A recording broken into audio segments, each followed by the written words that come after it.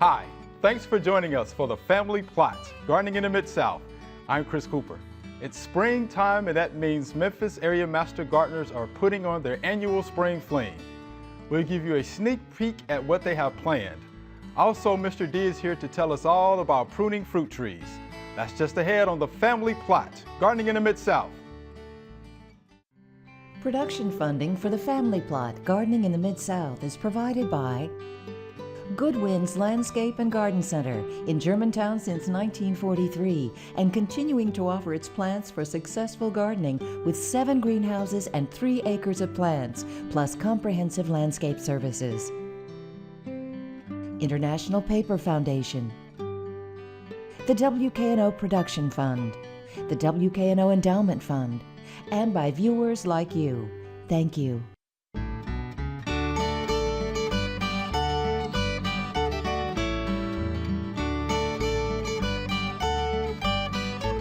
Welcome to the Family Plot.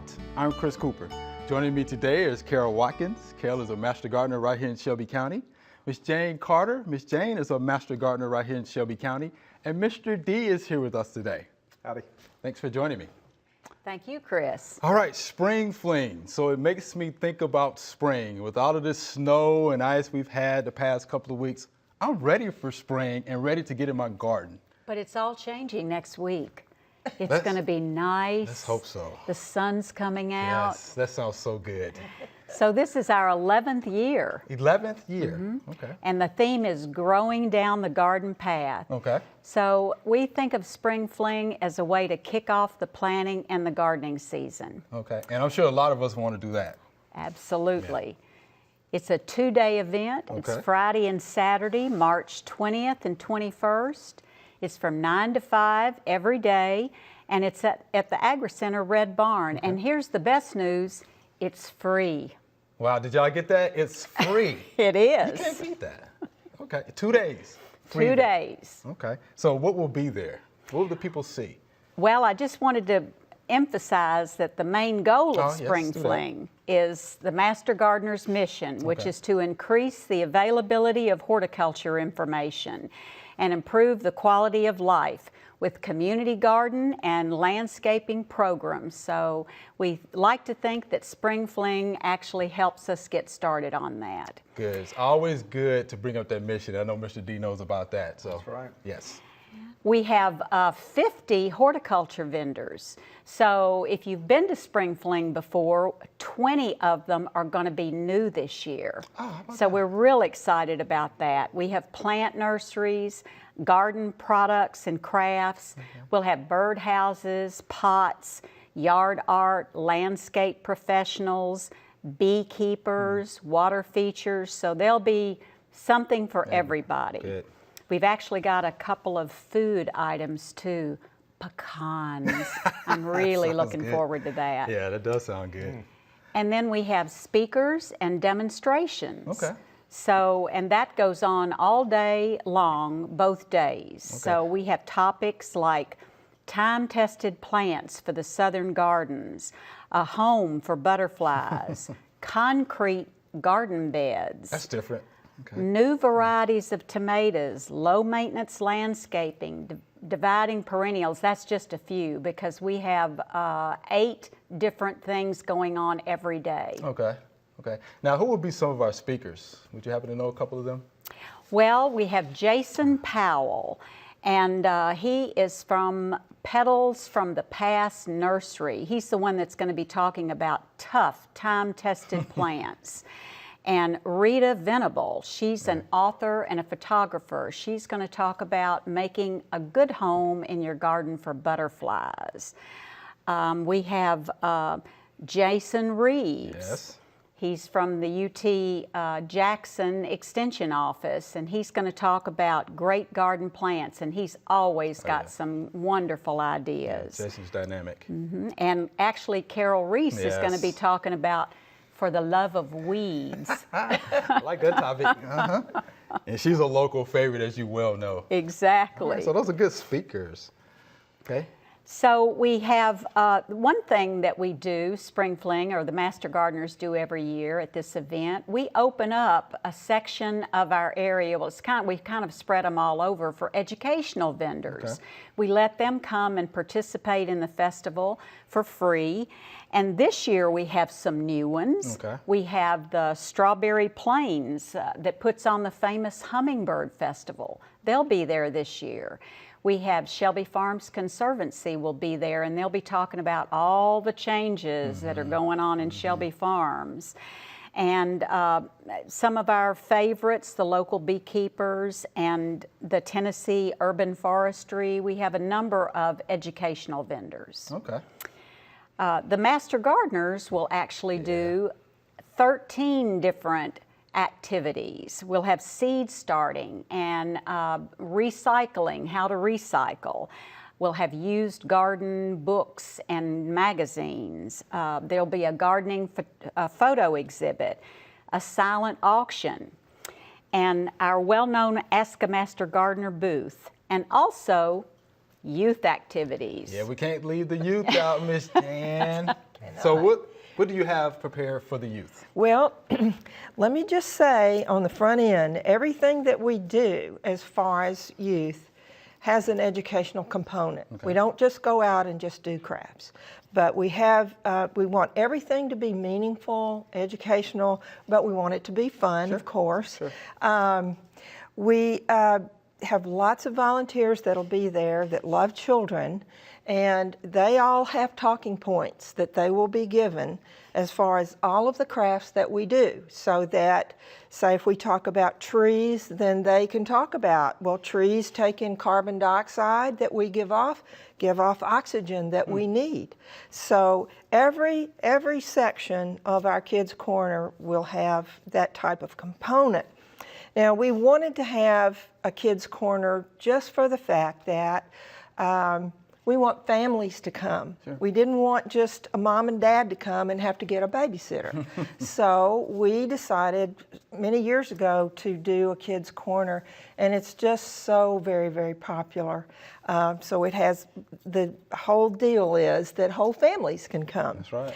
And it's grown. It has grown. We started with a few things, and now we're taking up a lot of space, I must say, but we really think it's important. So what we'll be doing, we will be giving away a lot of things that we have gotten along with our crafts and projects. First of all, I just want to say our garden hats last year were just so very popular that even moms had these on. They were carrying babies with their hats on. So we had to do garden hats again. Right. And garden hats are important. Of course, we say you could wear a headband. So if some of the guys want to wear headbands, they can. And they can be like a caterpillar or a frog or a butterfly. They can pick out different cutouts to put on their headbands. For little ones, you'll see little bitty babies going around with sailor hats on. So we've got sailor hats for little ones. So we start out with that. Wear a garden hat, be protected, wear sunscreen. And it's very popular.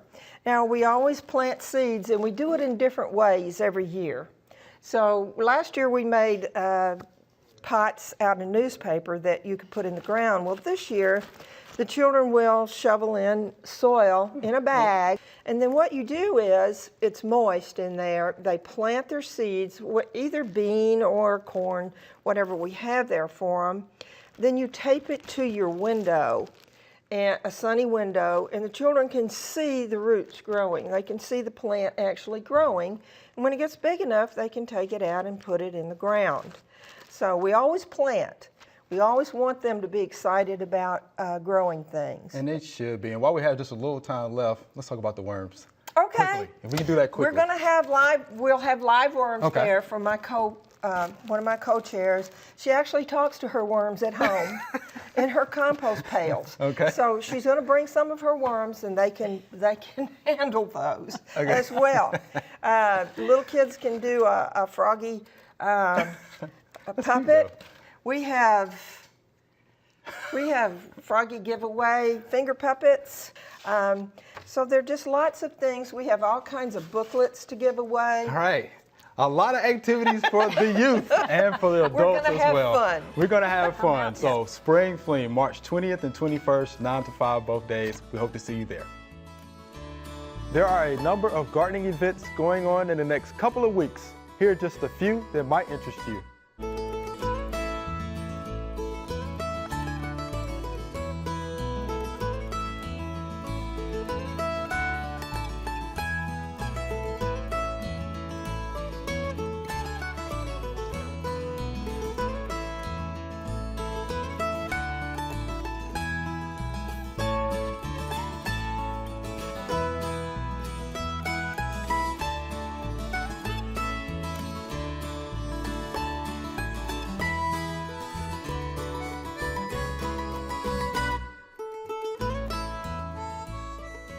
All right, Mr. D, how about pruning fruit trees? We're starting to get that call at the office. It's time. It's time. It's time. Now it's time to do it. I usually, say wait until a winter chill requirement has been satisfied, and I think we can safely say Yes. a winter chill requirement on all of our fruits have been satisfied. I think this they year. have been. You got that right. Usually around the middle of March is a pretty good target date, and so we're there. And it's very important to go out there and prune fruit trees. We do a much better job of pruning fruit trees than Mother Nature. Mother Nature, somebody's going to prune them, either you or Mother Nature. And if Mother Nature does it, she'll break the trees down, and she's pretty brutal. I know that when people see me prune a fruit tree, they think I'm brutal, but Mother Nature's more brutal than me. And I've seen you prune fruit trees. You have. And I think you are brutal. And I've had people stop me and go, okay, that's enough. I think I got the idea. I got the idea. But it's like cutting hair. I used to clip show steers, and if you cut too much off, it'll grow back. Except for my situation, that may not be the case. But with fruit trees, it's very important to there are different ways to prune fruit trees.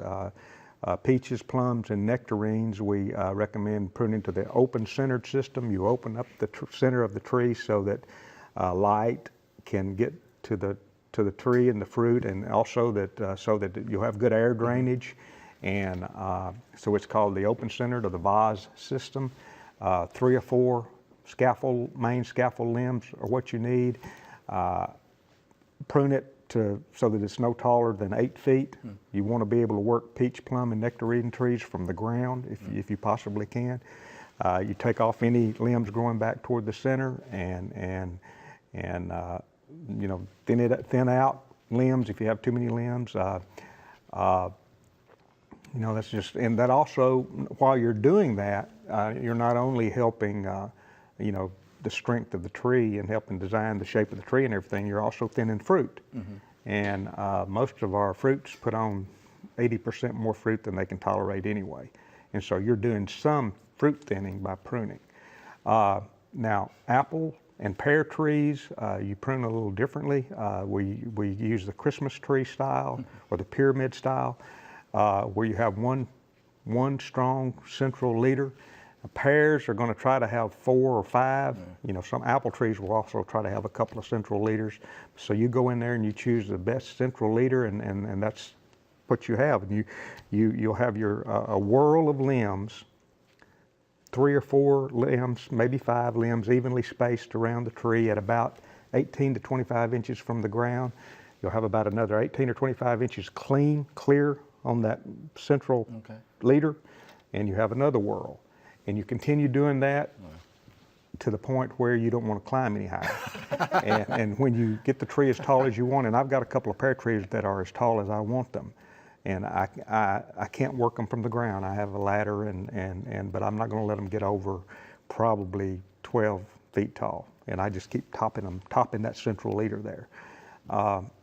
With apple and pear trees, we head back the fruit. You'll take off about 1/3 of last year's growth, and on a limb that's growing upward, you'll take that 1/3 off right above a bud that's growing in the direction that you want the limb to grow, and that's usually toward the outside of the tree. Any limbs that are growing back toward the center of the tree, even on apples and pears, you take them off. If you have limbs that cross each other, you take them off, And Any by disease, doing that, limbs, yeah. yeah, by doing that, you can do a much better job with your cover sprays. You thin the tree out. But now is the best time to prune fruits. It's the least stressful on the tree. And do keep in mind, though, if a real hard freeze is forecast within 48 hours, hold off of your pruning. If we have another cold snap that comes through and you're out there pruning, because that freeze may, take off some of the things that it stresses a tree much more to prune it shortly before a hard freeze than if you wait until after that freeze happens. Wow, how about that? Now, why is it important to prune in the first place? Because the trees that we've designed, are commercially available to fruit producers, and we have just designed fruit trees that grow really well, and they grow so much they put on more buds and more limbs than the tree can actually support. And if you don't, and I've done this in people's front yards before. I had Mr. Henry Peru down in Theodore, Alabama. He challenged me basically. He had a new peach tree, about 3 years old, 2 or 3 year old peach tree in his front yard. Had a couple of them. One of them he said, "I'll prune," and the other one you prune. And we started the trees out the same way. With a young peach tree, you top it at about 18 inches from the ground, and that's where you force all your scaffold limbs. That's why when you drive by a peach orchard, all of the trees kind of look like peas in a pod, because they're topped at about 18 to 25 inches. You put a mark on your knee. You don't have to measure every one of them. You put a mark on your knee and pop them all at that height. And then I pruned the tree, and he pruned the tree. He had a very heavy fruit load at one time, and he had not pruned, and a thunderstorm came through, a little bit of wind, and all 4 of his scaffold limbs broke off, And so he's got a nub out there, and I've got a peach tree that's flourishing. And not only did that happen in his front yard, he had an orchard behind his house that he lost probably 90% of the ones that he didn't prune. Wow. So it's just something that you pretty much have to do. You can get by, and you go out into people's backyard, and they want you to help them with a tree that has never been pruned, and it's just like a jungle,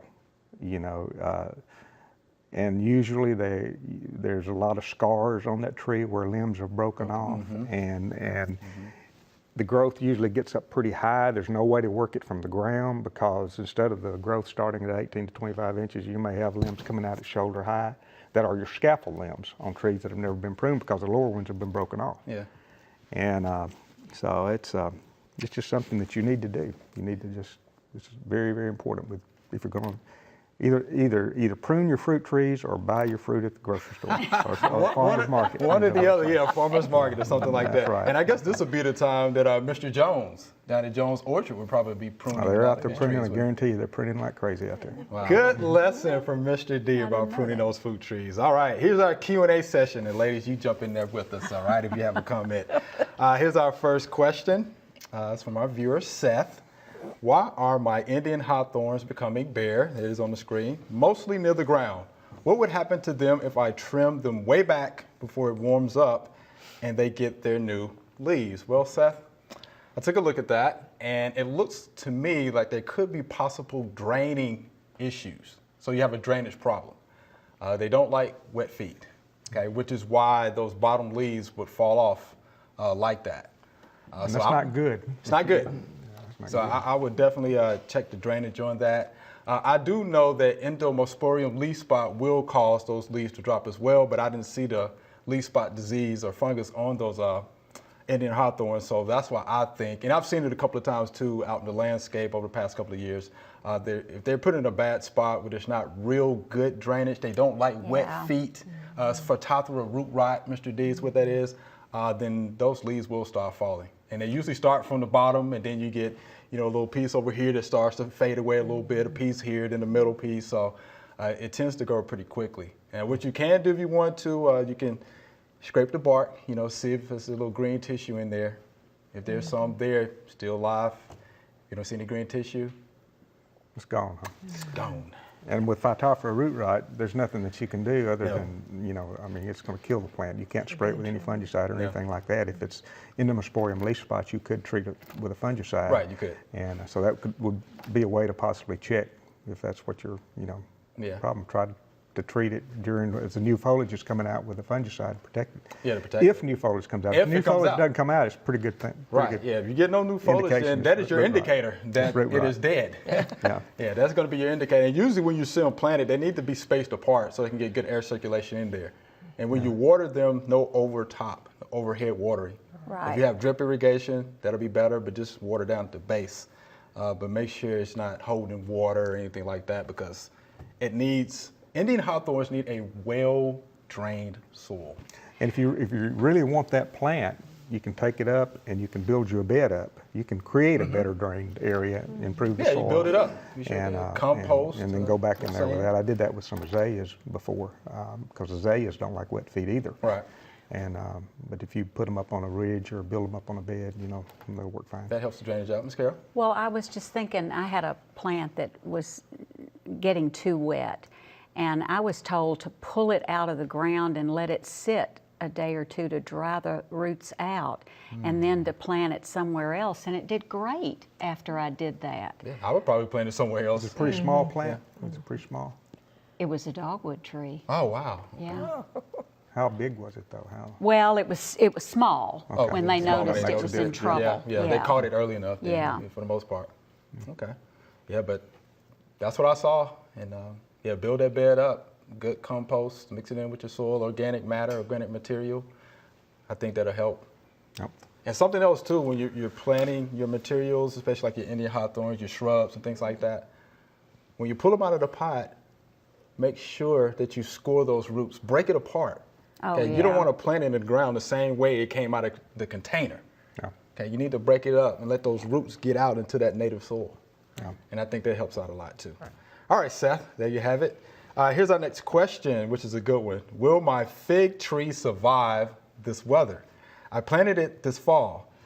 I heard that many figs died back to the ground last winter, and I actually saw some figs that died back to the ground last winter.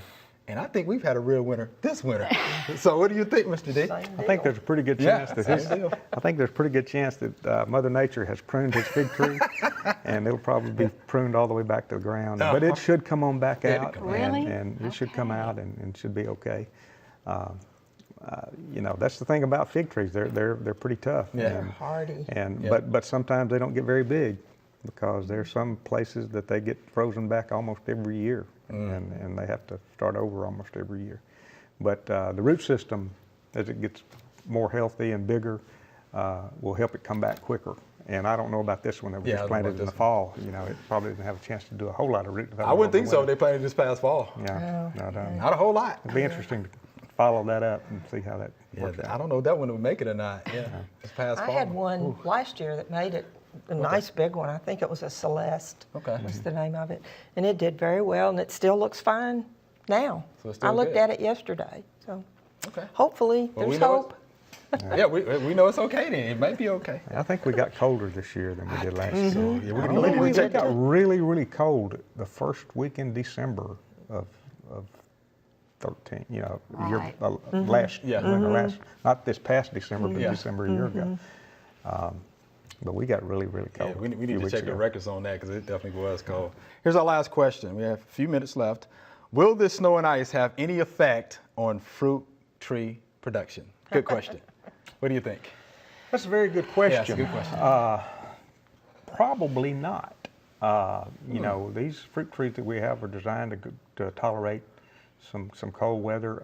As we're pruning fruit trees, if we've had any ice break limbs or anything like that, we need to take those off, any damaged limbs.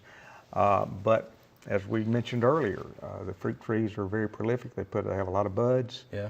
They put out a lot of growth, and I doubt very seriously it's going to adversely affect fruit production this year. Right. Once we get that warm weather. Yeah, once we just get gonna it, right, if explode we once- ever get it, it's definitely going to come out. But I will say this, we got lucky that we didn't have the freezing rain, I think. 'Cause I didn't see a lot of, trees, crumbling underneath all of the snow and ice. So, but the freezing rains to me are the worst. We had the snow, which is okay, the rain, freezing rain, whatever, but It's called winter. it's winter. That's what it is. I guess we have to have it every now and then. It's good for something, right? We're Usually Southerners. Quite often. I know, we're not used to that. Yeah, just not used to it yet. Thank you, ladies. Mr. D, we're out of time. Remember, we love to hear from you. Send us a letter or an email with your gardening questions. Send your email to familyplot@wkno.org. The mailing address is Family Plot, 7151 Cherry Farms Road, Cordova, Tennessee, 38016. That's all we have time for today. Thanks for watching. I'm Chris Cooper. Be sure to join us next time for the Family Plot, Gardening in the Mid-South. Be safe.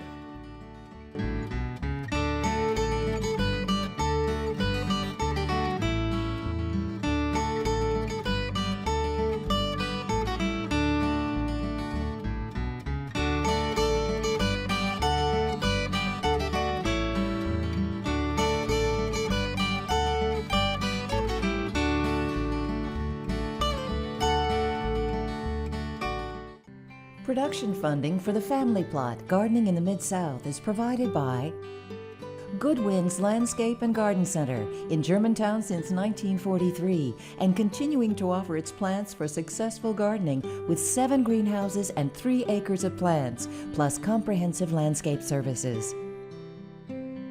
International Paper Foundation, the WKNO Production Fund, the WKNO Endowment Fund, and by viewers like you. Thank you.